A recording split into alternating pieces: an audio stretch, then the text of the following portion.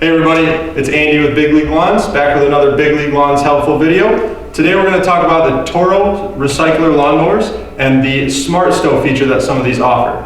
So whether you have a front wheel drive, a rear wheel drive, an all wheel drive, it doesn't matter. The Smart Stow feature is going to act the same way with the CheckMate roller installed. And so what I want to do is I just want to give you a close-up of how this works and kind of run you through it. So let's get this mower on the floor and I'll show you what we're talking about.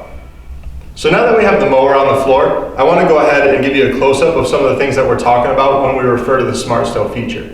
The first one is these little black pads on the back here. These are what actually rest the Smart Stow on the ground when you're using that feature. Another thing I want to mention to you guys is the installation of the CheckMate itself. So right now, as you can see, it's fully installed and it's able to pivot up and down like it should. What that's doing is it allows the roller to move with the contours of the ground, so that way it always applies the 20-21 pounds of pressure that this unit weighs to your turf at all times. And so that's what we want to make sure of when you're using the Smart Stow feature, is that this is installed correctly and then it's not going to interfere. So let's go ahead and get right into how to operate the Smart Stow feature. First thing I want to mention, obviously, on behalf of Big League Lawns, is that we want you to be as safe as possible when you're doing this, because the mower is kind of heavy and it can be clunky to do this.